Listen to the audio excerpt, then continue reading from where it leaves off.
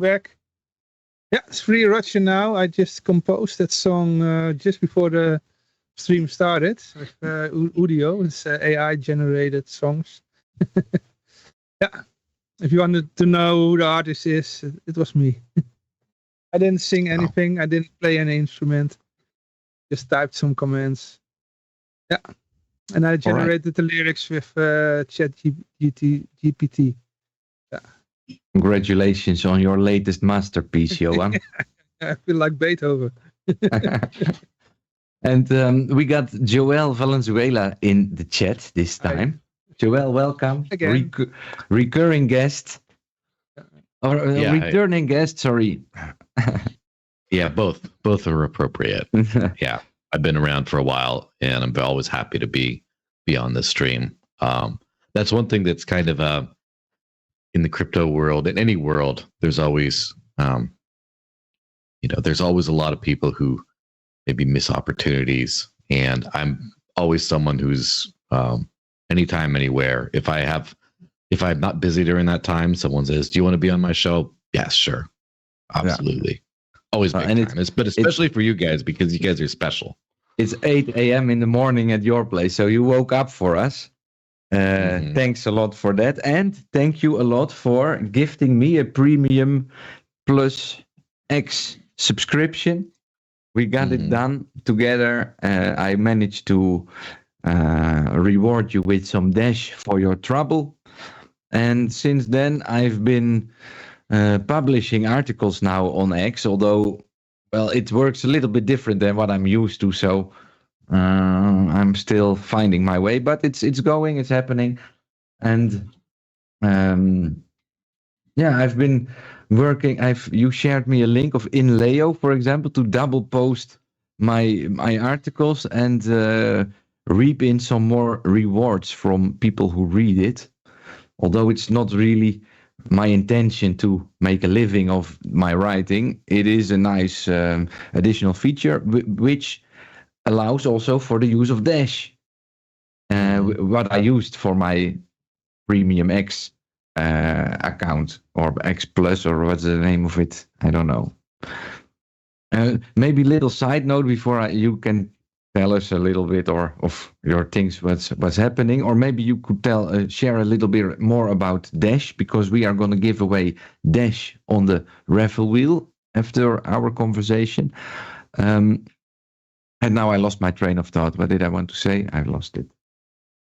No. Yeah, never mind. In your articles? Yeah. About my Premium X account. Usually it costs. Usually it costs 160 euros. Then there was a 40% price reduction from the X side, and then Dash more than doubled in value, and so instead of paying 5 Dash, it was only 2 that I had to pay, and that was another great experience for my in my crypto history. So I thought I would share it with you. Yeah, of course. It's always kind of, that never happens with fiat. You never have, like 28 euros, and all of a sudden you could buy twice the things with it next year. Never happens. But reminds me on the good old days of Bitcoin, when it was still peer-to-peer cash. And then I'm talking about 10 years ago, then they were in a bull run and you were just buying drinks with Bitcoin, and then suddenly the drinks got cheaper because Bitcoin went up. Yeah. Of course, the same thing happens in the reverse order sometimes, which is not nearly as fun. But one thing I tell people, first of all, generally speaking, with crypto,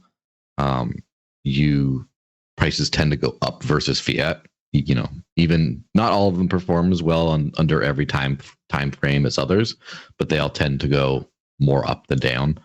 And obviously, you're also paying for. You also have sovereignty that you don't have with fiat, which has many, many costs in other ways. And also depends on, people's jurisdiction and exactly their relationship with their government.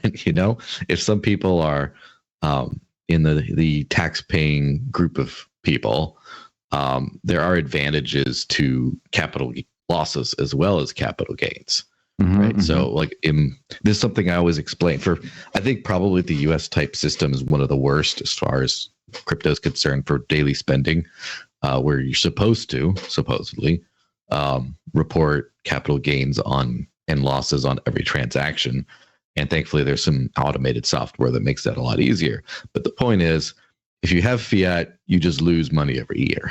If you have crypto and you gain, that becomes your profit. Yeah. Yes. If you gain money over if you held fiat, then you pay the government some of that gain, but not all of it, not even most of it. But if you lose, you write that off as a loss and you still lose it either way, but the government doesn't get it. And I'm all about taking money away from the government wherever they let me. So, there's a bright side of when the price of spending when the price goes down, which is you get to still lose the same amount of money, but then the government doesn't get it, and I always brings a smile to my face.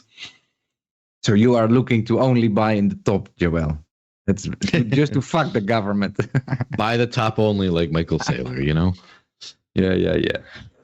Yeah, man, what a year it has been, and what a kind of shift is occurring, in my opinion, because this is the first year we have declared this the Genesis block anniversary stream instead of the Bitcoin anniversary stream.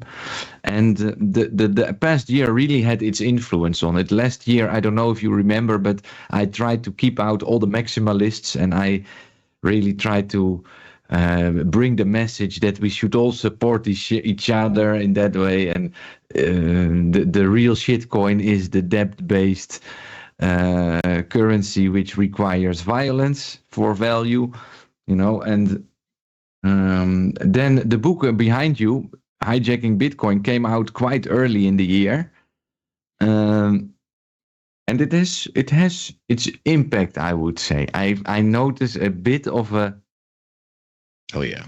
dent in the shield of the maximalists, as I like to call them. But you speak out to a much broader audience than me, Joel. You even made it to Forbes last year, at the end of last year. It's funny when you said that just now, for about 3 seconds, I'm like, what is he talking about? And I'm like, oh, right, that was that thing. I already forgot about that. No. It was last year. It was a long time. This is gonna be the discovery of the century, because this was the first time they openly announced the till emission. You know. So yeah, it depends on who they are, because Peter Todd, who's known government informant or whatever he is, and Bitcoin Core developer or former core, I don't know exactly what constitutes, whatever, an influential developer in the Bitcoin space at least, has been talking about a tail emission for a very long time, infinite emissions for Bitcoin. And a few people have at some point, that was like the first thing. It's just he's been talking about it for a long time. Most people say, no, that's never going to happen. Shut up, Peter. And then the next thing, because you pay attention to these things as they come out, and no one ever just says, oh, guess what? We're going to do a massively unpopular thing, and you can't do anything about it. They always wait a while and give little bits here and there. The second thing that came out was in Bitcoin Magazine, I forget who exactly it was, but they wrote under a pseudonym, but then everyone found out who the pseudonym was. Wrote an article about what they called the HODL tax, or to pay a fee. Basically, they wanted to introduce a fee in Bitcoin for hodling. So, like, if you have a stack of Bitcoin, demurrage, and you don't move it in a certain period of time, then the miners take a small piece of the stack that you have. And it's kind of interesting. That one's kind of interesting because it's the same as I guess, in emission, in that even though the coins are not are still limited, you lose value from holding over time. Same as if there was inflation. The difference with that is that for coins such as like Satoshi's coins or lost coins, they were saying like, oh, well, they get to, no one's using those ones. And so if they don't move them, then they pay the total tax and no one else has to. And so some interesting ideas there, but the same thing. And it's also similar to like a bank, from my understanding. I haven't, dealt with the banking world in a long time, but from my understanding, a lot of banks want you to have an active balance on an account, or like do at least one thing per month or whatever, or they charge you fees. And it's kind of the same thing. But that was a very unpopular article. Most people said, what the hell is this?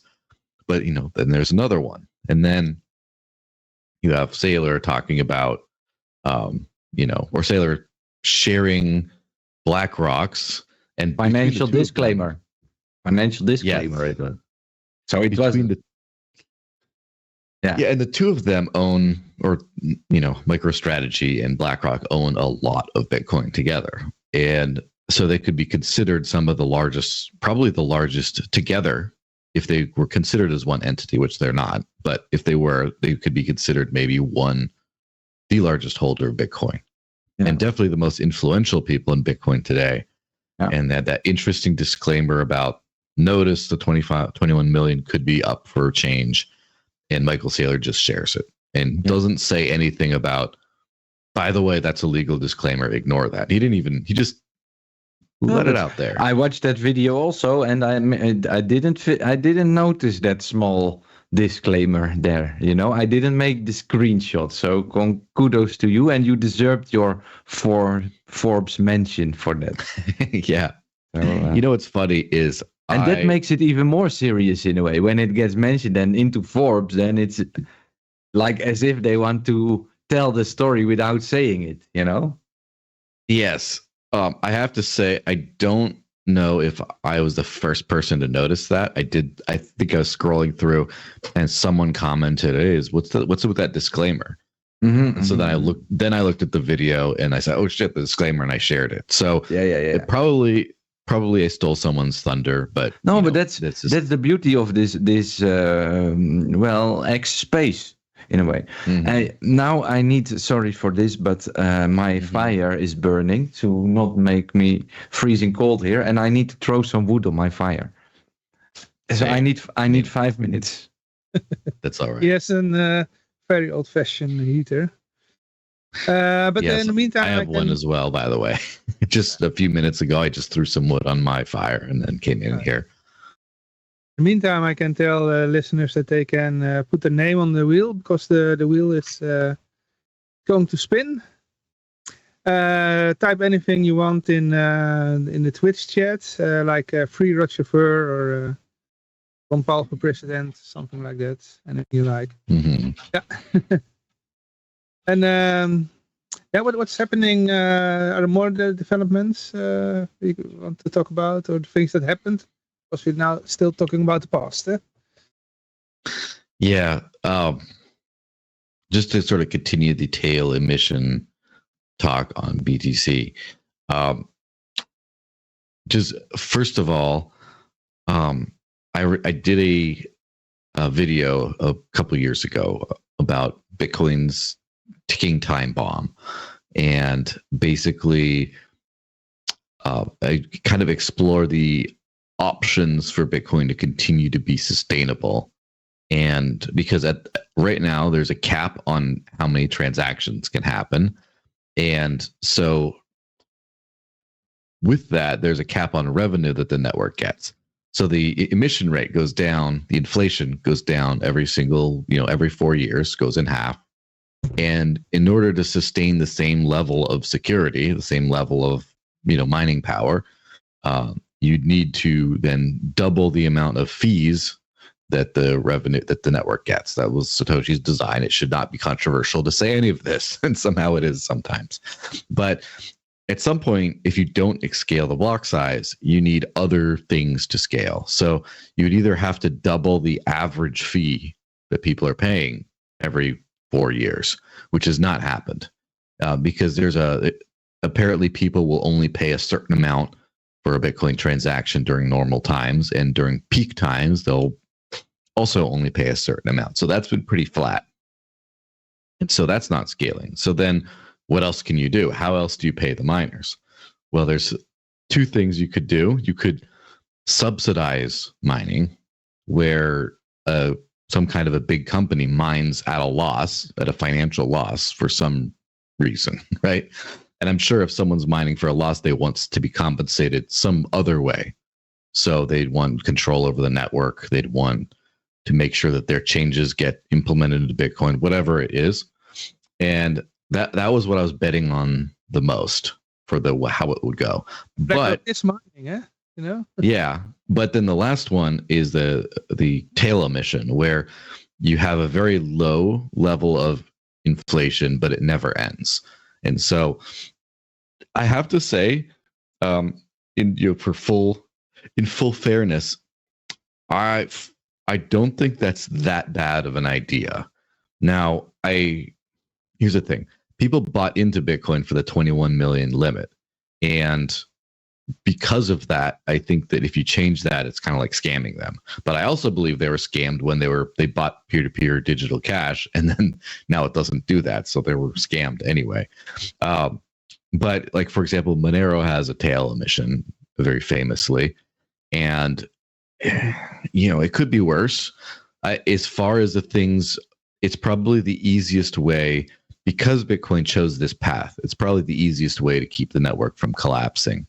But it's also deeply unpopular, and the people who are involved are not going to they're not going to want to change course and move back to making it a payment system. So it's just interesting to see.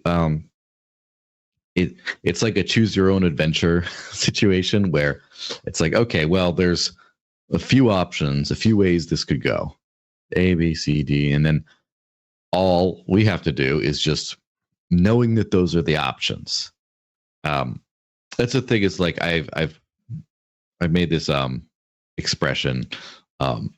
So my handle, typically the Desert Links, I've started sometimes calling myself Linkstradamus, like Nostradamus, for like predictions. And it's not because I'm any smarter than anyone else or have an oracle, but it just sometimes, if you pay attention to technical realities of like, this is the way, it has to go one of these few ways. And then it's just a waiting game. You just watch.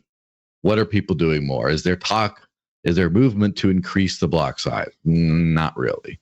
Is there anything to make sure that per transaction fees go really high? Other than the ordinals and the NFT stuff, no, I haven't really seen that. It's like, okay, so now we're basically, as far as like it's like poly market, like the betting markets. It's like, which survival mechanism will Bitcoin use? And so, okay, well, those are trending down. And then which ones are trending? Which are you hearing more about? A tail emission is an increasing the inflation, or some sort of a nonprofit or something like that subsidizing mining. And it's like, I don't really hear much about that one, but the one I've heard the most about is changing the supply, or a hodl tax, or whatever it is. And so now it's just, you don't have to predict things. You just watch what's happening, and then you just talk about it. People are like, oh my gosh, you're like an oracle. I'm like, no, you can see this stuff too. It's funny that you mentioned Nostradamus, because people have been calling me Don Quixote for a lot of years. And it was actually Johan that in this year, 2024, previous year, 2024, then mentioned Nostradamus to me. And so since then, because I've accepted that Don Quixote ID, like people can call me anything. I call myself Yoshi Livo. So, what is it worth anyway? It always tells me more about the other person calling me something than that it really impacts me. So they called me Don Quixote. And then this year I figured out, no, I'm actually more of a Nostradamus. So no, when people call me Don Quixote again, I respond with, no, it's Nostradamus, because we predict the future. Yes. And it's like how you say, you filter out the options, and at some point something which is most likely to happen will most likely happen, right? So yes, and that's the thing is, you don't predict the future, you observe the future by observing the present. and it's not like that's the funny thing about magic. Last time, I think it was last year, I was in Amsterdam for a conference, and at the conference during like one of the lunch breaks, they had a magician with like card tricks and stuff like that. And while I was watching the magician do these tricks, obviously I know that it's not, that magic isn't real. I know that they're tricks. And at one point I was like trying to figure out how a few, just for my own edification, how a certain amount of these tricks worked. And because it's all about, misdirection, hiding things. And so a few times I intentionally tried to find out the patterns behavior patterns he was looking for, and to behave in an unanticipated way. And so I did that a few times, and I noted, like, I basically screwed up his tricks, but because he's such a professional, he's very good. He managed to bring it back around to where he was trying to get things to go. I'm like, oh, this guy's really good. He knows what he's doing. And so with these kinds of, with like things that seem like magic, like predictions, it just means that you have access to information that they don't, or that or in the case of magic, the person with the magic trick is doing whatever. Everyone can see what they're doing. So everyone has access to the same information, but he's only looking at the right information. Everyone else is looking somewhere else. And he's trying to mislead them, of course, by having some flashing thing or a nice woman, or, distract the people. Yeah, so that's exactly the difference, is when we get some of these predictions, like, how did you predict it then? I'm like, well, I had the same information that you did. I just was looking at it. You were looking at, well, say there says it's going to go to 1 million coin, and okay, well, then you missed it. Yeah. 40 million, I think he said, in the most recent time that he mentioned the price. By the way, I see we have a lot of listeners on Twitch. You can win Dash. Yes. By just putting anything in the chat, except emoticons. Type something like free chauffeur or whatever. Yeah. Then you make you could become the winner. How much Dash is that today? Is that like 0.3 Dash? Is it $30 again? Or is it up from that? I think it's $40. I can't remember what it was. Something like that. It was. I did payments a couple of days ago, and it was $39.35 or something. So like, I don't know what it is. I don't check the price of any crypto every day. I only check when I really need to, because I'm doing other things, Yeah. Last time it's like 40 euros. It's 40. Okay, well, let's make it 0.27 dash to go in the middle of that. So the people know what they are typing their name for in the Twitch chat, because we want many more people on the wheel. One day it will become 40 million. Yeah. Well, no, I managed to pay my Premium X account with it, and of course you need a network with it. I managed to also buy a house last year with my crypto in some way. Nice. And all these giveaways add up, So yeah, that is kind of funny, because it's one of the best promotional tools for crypto is to just do a giveaway, and everyone wants to do a giveaway, but at some point you're giving away a lot of money. And I think it's the funny thing about giveaways is sometimes it seems like, for example, this show would probably have a lot of good participants, but sometimes if you announce too many giveaways, you have the same one guy in India or Nigeria with like 8 million accounts just trying to get it. Yeah. Like ethically speaking, he always wins. No, but he's just participating with one account. It's just that we don't have enough viewers, Also, when we have like 10 viewers. Yeah. One viewer that we haven't had in a while. There's a acquaintance from the Dash community called Boss. And Boss he just commented about, it's a oh, I know this channel. It's like a Dutch freedom channel. It's great. Because All right. Bas is obviously from the Netherlands. So Yeah. hi, Bas, if you're listening. You get a free shout out here. Next one's going to cost you. Johan and me both are very consistent giveawayers with crypto. I don't know for how many years you've been doing it, Johan. I've been only streaming for myself for I started on 3rd of March 2020, so that's not too many years ago. But I had, I don't know. Like you are right in a way. I don't know if you read my latest article that I published yesterday night for me on X, but I'm asking myself in that article, like, why should I keep on going? Because if I tell people that I bought my premium X account with X, which is a success for me, I'm trying to make it even nicer by sharing how I managed to get a profit in a way from buying it any other day.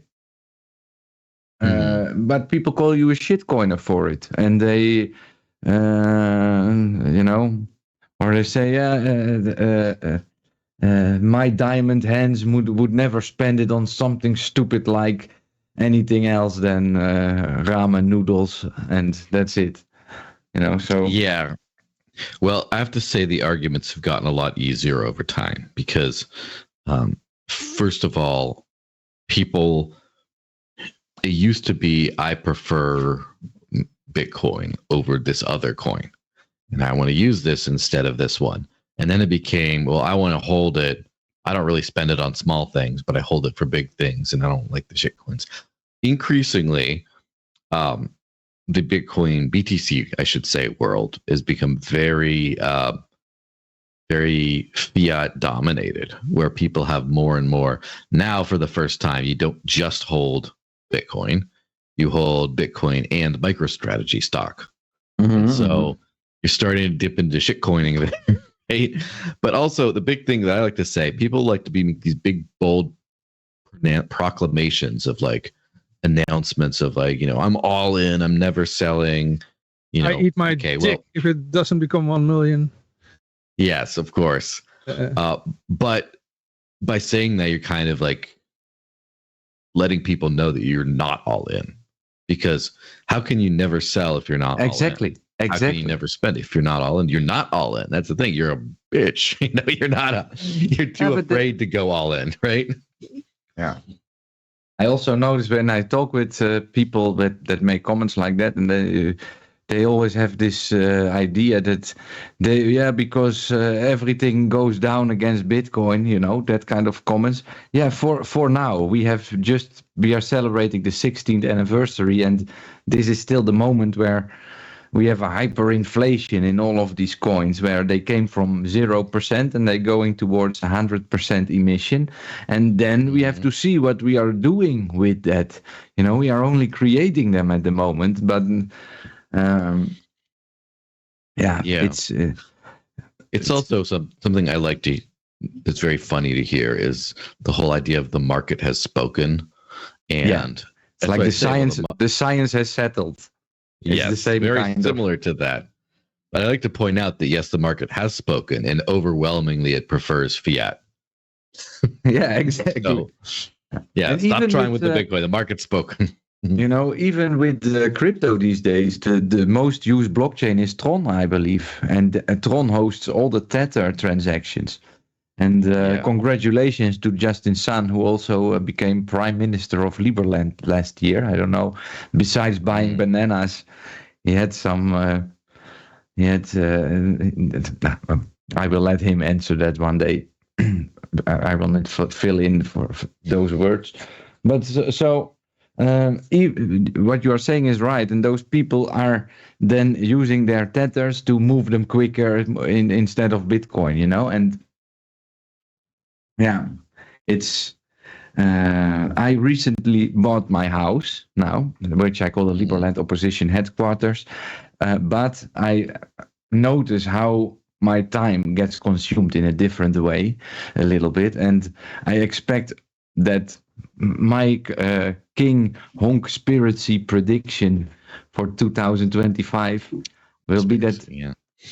Trump will be used as the fall guy, I think, at some point. Because if you ever have to crash an economy, then let it happen when Trump is a president. And so, if that is a possible outcome, right? Yeah, well, he Operation Speed Warp, or what was it? His Warp Speed. So, if that is a possible outcome, then I have to start preparing for that a little bit more also, because I can see how that's a possibility. And I don't know, how would you see 2025, Joel? I do not. On a very, very broad level. Like, for example, in Europe, since 3 days, there is new regulations in place. Stripe already sent out their first tweet. What this is about is that in 2020, during COVID, Europe had made its first European EU bonds. Before, all the countries individually borrowed money, but this was the first time they borrowed $750 billion on one interest rate for all countries together. Damn. And all these countries are individually responsible for that debt. So if one doesn't pay, the others have to pay more, for example. Yeah, I mean, it seems. Which countries do you think are getting the worst part of this deal? Netherlands and Germany are probably going to be the ones paying more, But it doesn't matter, regardless of that. The way how they are thinking to pay all this debt back is by CBAM tax, which is like a carbon emission. And that is in a way what Stripe has just announced, because every time that a Bitcoin moves, I believe it's going to be a taxable event for the carbon emission for every European citizen or EU citizen. And if you see how media talks about the emission of Bitcoin, where it's using more energy than Ireland, or how Bitcoin doesn't really have a green stamp on it in that way. So I think it's going to be heavily taxed. And doesn't matter which price Bitcoin is going to be. If the tax is going to be high enough, you're still trading on $100,000 per Bitcoin in a way.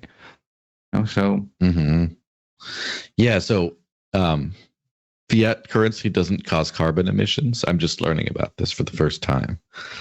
Well, but probably the banks who issue that currency are going to pay that same tax. And so if you are a shop owner and you use cash, they say you have to pay for the things like this are the prices of everything are gonna be more expensive due to those kind of things.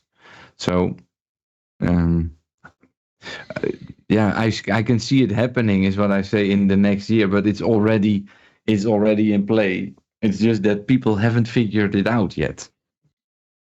Yeah. It's everything happens until there's a capitulation. That's the one thing that I think it separates the smart people from the regular people, is the ability to sort of foresee consequences for certain actions. Most people don't really, if there isn't an immediate change as a result of their poor behavior, then they just don't think it has a bad consequence, like eating poorly. But I don't know about you, but like we talk about the holidays and eating a lot and drinking a lot. You could do that for a few days, at least, like maybe even a week. You can eat and drink terribly and you don't gain any weight. It's like magic. But then the next week comes and then, oh no, where did this come from? It's the same sort of a thing where there's piling on of bad behavior until consequences happen. And I don't know, I feel like with the US election, there was at least a sense of capitulation where people thought the way we've been doing things is not good anymore. We need a drastic change. That was the message that was sent. Now, will we have a drastic change or not? That I'm a little bit more, I don't know, pessimistic is the right word, but I'm a little bit more cautious to make any predictions on that. But in like the current When I say Europe, I mean, I guess EU, because Europe is a big place with plenty of different things going on. But as far as the EU regime is going, something's got, I don't know. How long until the EU is done? Like, yeah, well, until we stop it in a way, because it will never stop by itself. It's that's the thing, is it seems like the EU, I'm not a very big expert on this in the modern age, but it just seems like it's being supported by a couple of wealthy countries for the most part. As far as there's a lot of bad things that are being supported by other sort of the smaller countries, maybe being the beneficiaries or not really shouldering the whole burden. So it seems like if you have a couple of, like, for example, let's say Germany says they decide they're done with the EU, they want to get out, then I think that could cause some very serious problems for everyone who remains there. Yeah, for sure. But you also have to see it like this, that over time, the EU gave away many presents in a way also. And the people who are supporting that also live very broadly in society. There is more people in favor of it than against it, partially maybe because of propaganda, of course, but it's not that it is so hated that it will just, everybody will stop it, because like you said, they don't see the consequence yet, and so far everything is great. Look at our lives today, how amazing everything is going. So we have been able to simply fool ourselves for about 50 years now. 50 years with I'm referring to the Nixon depegging of gold and the dollar. Yeah, at some point, what you do see is other people having more fun somewhere else. And so that's the ultimate thing that changes things, is when you have maybe you're saying, well, everything's going fine, but then you see another country that's doing a lot better. Now, unfortunately, so the U.S. has been on a bad trajectory for a while. Maybe that's changing. Again, as always, I'm cautious with these predictions. The problem is, like, from what I've been able to observe, and I haven't really looked into it very deeply, but after the UK decided to leave the EU after the Brexit thing, they don't seem to necessarily have done super well for other reasons unrelated to leaving the EU, right? It's so if they left and they did very well, I think that would be a very strong sign that, okay, there's something wrong. Maybe we need reform, at least, if not other people to leave. But they seem to have screwed up their opportunity. So now we'll have to wait for something else. I think crypto might be a big big catalyst for some of this, because with the whole MiCA regulations, which unfortunately I've had to engage the services of an EU lawyer to deal with some kind of MiCA related things for work.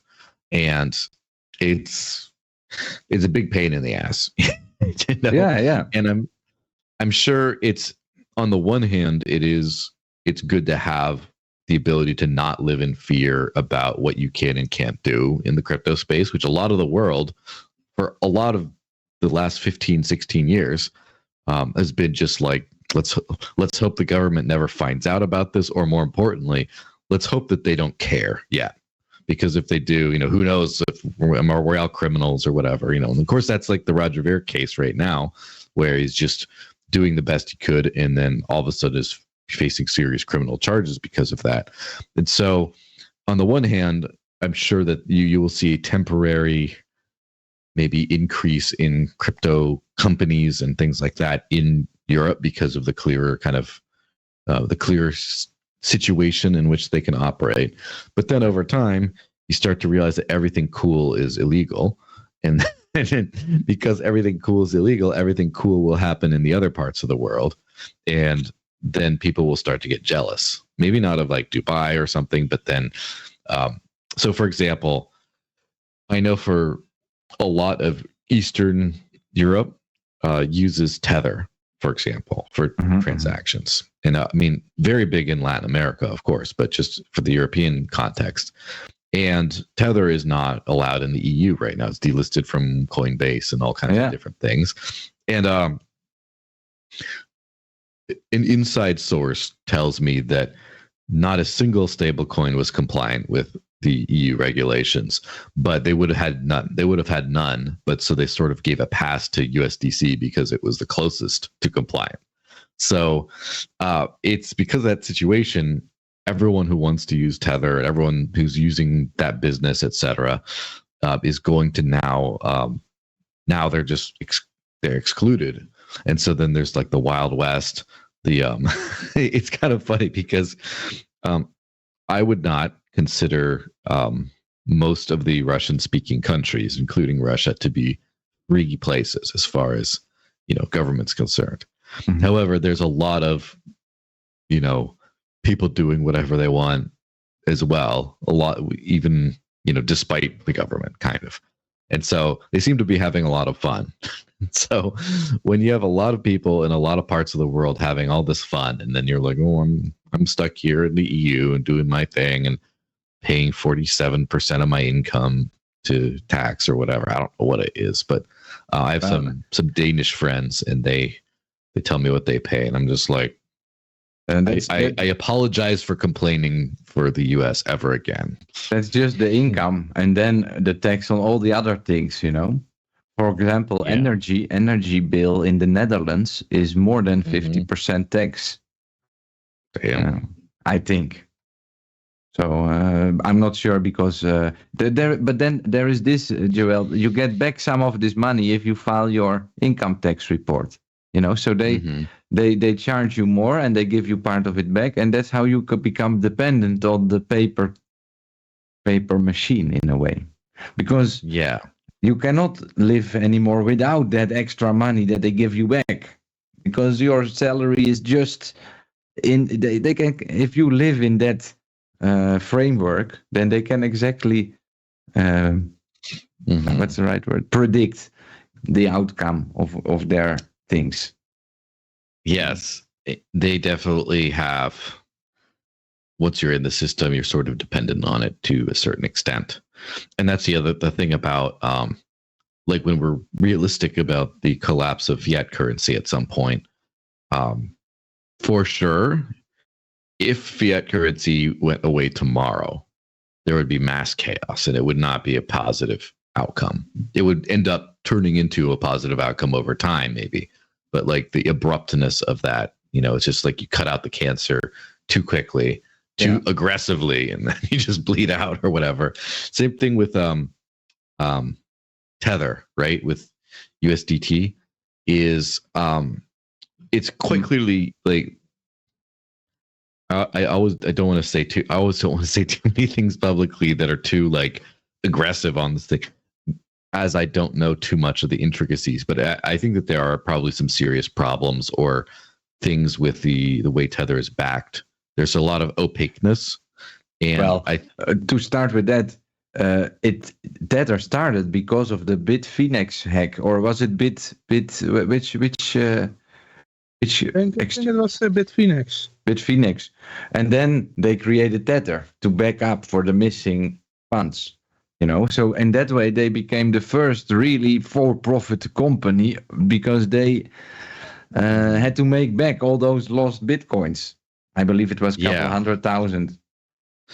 Yeah, Tether existed before that, I think, but then after the hack, they issued those weird token shares and did other things.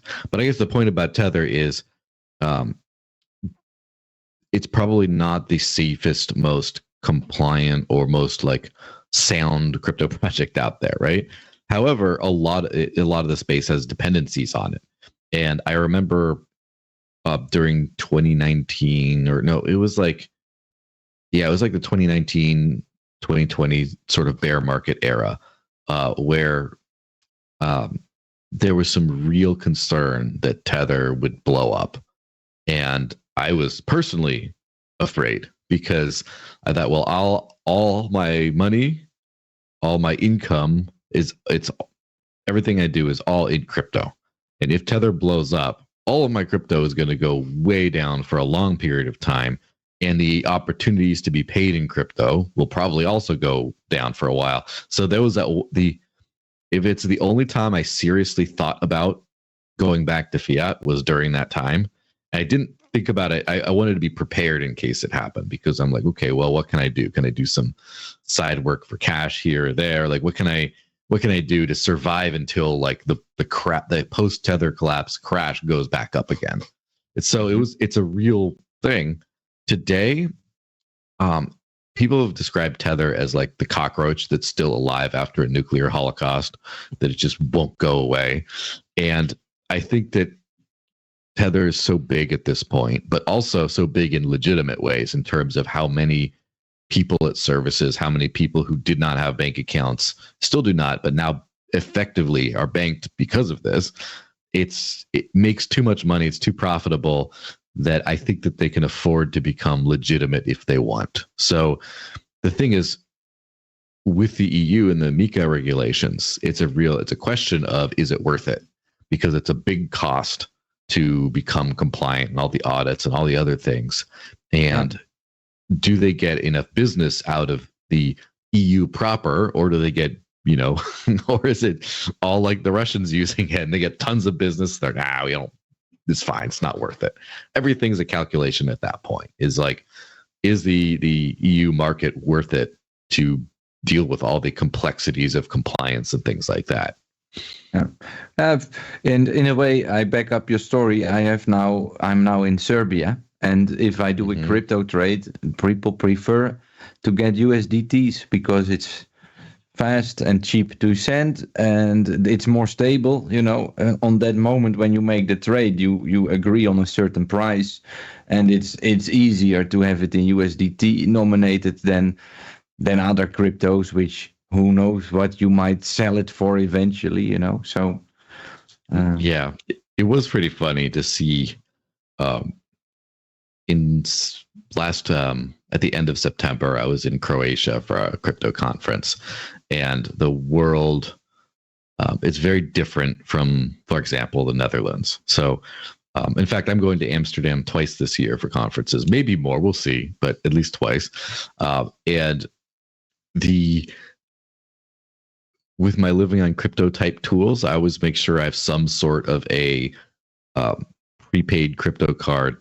It's anonymous that I buy on some place like Bitrefill, loaded and ready to go, just so I can pay in most places. And that works out pretty well. But then to actually get euros, to get cash, is very difficult. Now, on the other side, probably expensive. Yes, like a high fee on the use of the machine.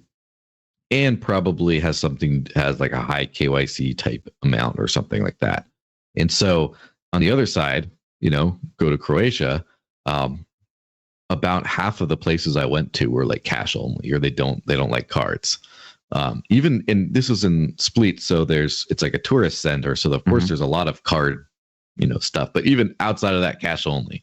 However, there was in the mall of Split, there's a nice, ATM that's shaped like a Bitcoin symbol that you can sell crypto for euros with no ID or anything. And so I just went right there, got some euros out to go, pay while I was there. And so the attitude was very different from like the Balkan attitude and then the proper European attitude regarding, like everything is, yes, you were going to say something, Johan? Finish it. But I have a few things to say, but yeah, so it's kind of funny how the proper European experience is much like smoother, and if you have like money and you're in systems or whatever, it's just so much easier, and it's like smooth.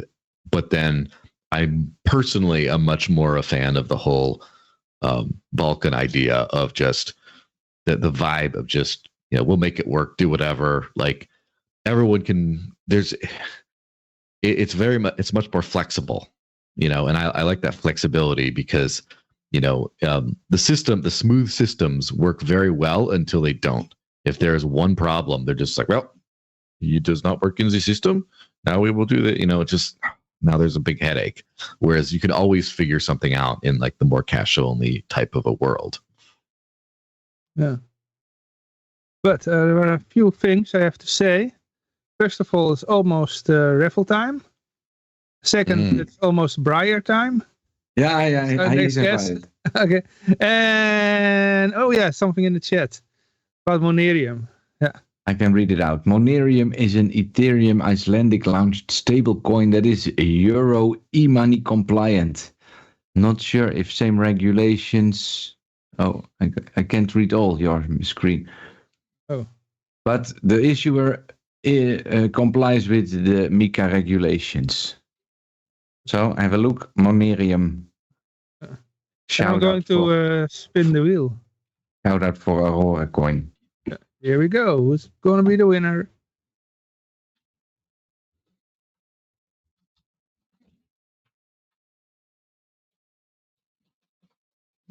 Oh, I will also check it. Wait, I'm almost too late. It's going to be,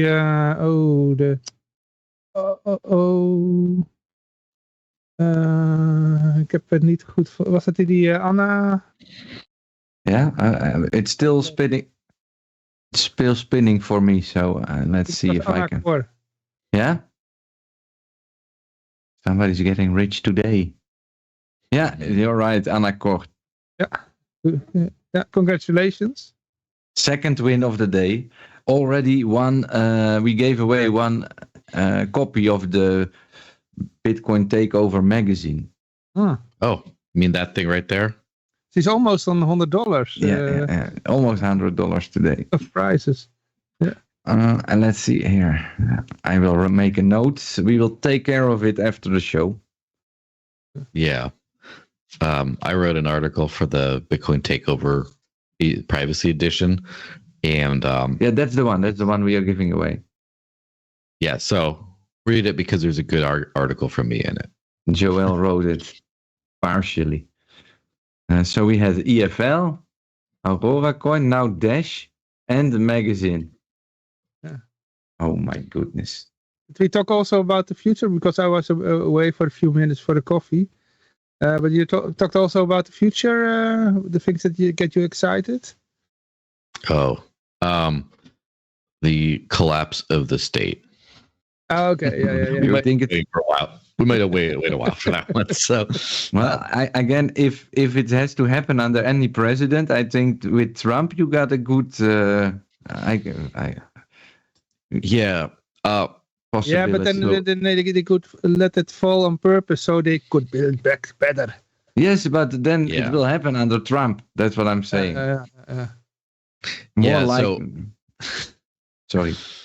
I have my perspective, my broader geopolitical type perspective is, I think it's interesting on a couple levels. So first of all, in 2016, the people who voted for Trump, which there were a lot, but there weren't that many. It was a very close election. But it was still the entire thing he campaigned on was being an outsider and the concept of drain the swamp, get rid of all the corruption and things like that. And people were really a very populist movement. People were really into that. Then for a lot of different reasons, I guess, he ended up not delivering on that. And part of it, I would say part of it is because, his lack of experience in how the giant morass of government worked played against him. In other ways, you could give him full responsibility and say, it's just because he's a piece of shit or whatever. That's the discussion for a different day. But then in 2024, I feel like the election had a much more focused, the same message, but a much more focused thing. And now instead of trusting only this person, there was the team behind him kind of were self-appointed. It wasn't like he said, I want these people here to work with me. It's more the people came to him and said, we're going to work with you. And I was like, okay. And so that was the big difference in that thing. And I think we saw the election was the first popular vote win by the Republican Party in I think 20 years. It wasn't like, if you look at the election maps during when Ronald Reagan was elected in the 80s, that was a completely different story. That was almost like unanimous, like almost where it looked rigged, But things don't happen like that anymore. The country's far too divided. But it was an overwhelming victory, and I think that the interesting thing about that is no one is in government power yet. There's been no actual changes in government power, but already you see resignations, like the SEC chair saying he's going to resign, and other things like that. Already you see influence on legislation, where just from public comments and things. So I'm much more hopeful of things being different, but good different. There's a lot of weird ideas too, but the big point is with this whole the difference is, I think that Elon Musk is the big wild card. It's the thing that makes it different, because on the one hand, he's just and I say this in the full positive way you could interpret it, as well as maybe some negative. He's an insane person. He does crazy things. He does. Mm-hmm. So no one knows what he's going to do. But more importantly, his personal private empire of companies, etc., is as powerful as many nation states. And we haven't seen something like this happen, in hundreds of years, I would say, probably, where you have where usually the apex of power is a government, like a government around a nation and a people and national borders and things like that. But now you have an individual who commands a lot of wealth and a lot of influence and a lot of long-range weapons capability, including from orbit, from space. It's a very different time where now you could argue, you could just pick a random European country, for example, and say Elon Musk could personally go to war with that country and win, which very strange times, right? I don't know how I feel about him in particular wielding all this power, or just that there being one of them, because there aren't very many like him. But it is an interesting change, because now we're starting to see the death of the nation state as the apex of power in the world. Like, the government surrounding a nation is not going to be the most powerful thing in the world for very long. And I think we're starting to see it. People aren't understanding the implications of it yet, of this one guy like fighting with Brazil over their Supreme Court and all that stuff with the censorship of X, and then fighting with Ukraine over not wanting to give Starlink support so they could bomb into Russia. Just a bunch of things that are happening can be very interesting. And so that's the one thing that gives me, I would say, relative confidence that these next 4 years at least are going to be different from what we've seen before. It's too much is different from this time. Trump, I have very little confidence from a Trump specific perspective that things are going to be that different. But I do think things are going to be different for other reasons. And then we have Vivek. Huh? Yeah, nicely put. Nicely put. We got we got the next guest who joined us. Have you noticed, Johan? Yeah, he's already in. Mr. Vrije is here. Yeah. First, we're going to do a commercial for Free Chauffeur. Yes. And Joel, you can hang around here in the Skype chat and comment if you like. Or maybe you want to eat breakfast, Joel. Whatever you like. Probably need another coffee. But you're free to stick around. And hey, Joel. Hey, it's Mikael Hannes from Iceland. Hey, how's it going? Been a while. Good, man. Make it in the 4-minute break. I kind of was dropping the ball this week as Yoshi was sending invites and everything. I was like, oh yeah, I'm planning on. I'm going to try and make it. And then I looked on the roster. I was like, oh, Valenzuela. Oh my gosh, I'm not prepared, man. Oh, it's going to be serious. Oh, okay. And I kind of like rolled up my sleeves. Kind of woke up early this morning. I was like, okay, let's see. What are we gonna? This is a serious talk here, man. Well, we are serious. I'm going to play the commercial, guys. Okay. All right.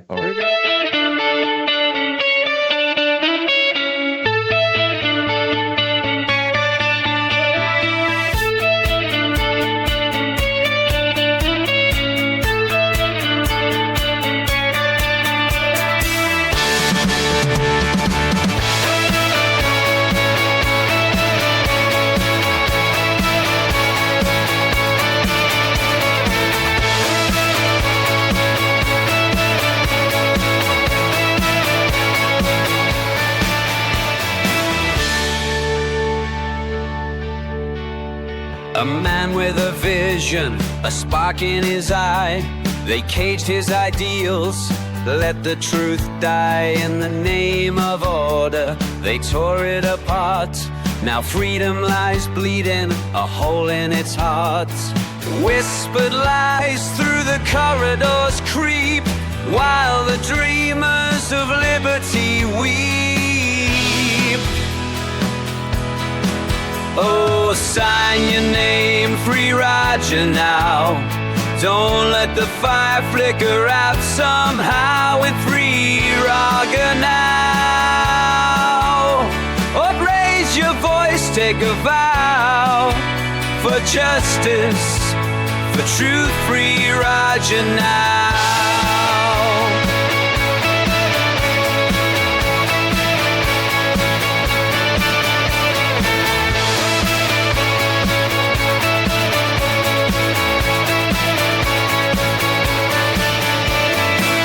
Feared his light, the power it held, a coin for the people, a story to tell. But the mighty conspired, their motives concealed behind walls of control. The truth was revealed. Oh, they speak of laws, they speak of grace, but their chains are wrapped tight in disgrace. Oh, sign your name, Free Raja now. Don't let the fire flicker out somehow with Free Raga now.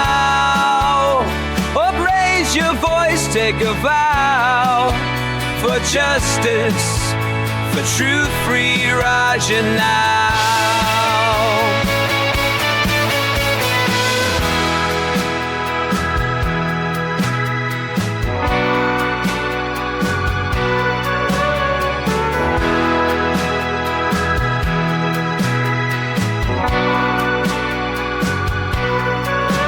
In the gray of their towers, the cries are unheard, but a movement is growing in every word. For a dream that was hijacked, for a fight to be won, the battle for freedom has only begun.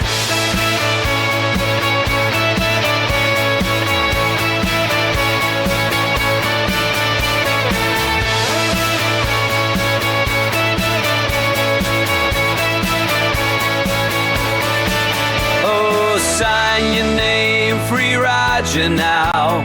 Don't let the fire flicker out somehow with Free Raga now. Or raise your voice, take a vow for justice, for truth, Free Raja now. And when the chains are broken and liberty stands, we'll remember the dream he held in his hands. A man with a vision, a spark in his eye. Free Raja now, let the fire never die.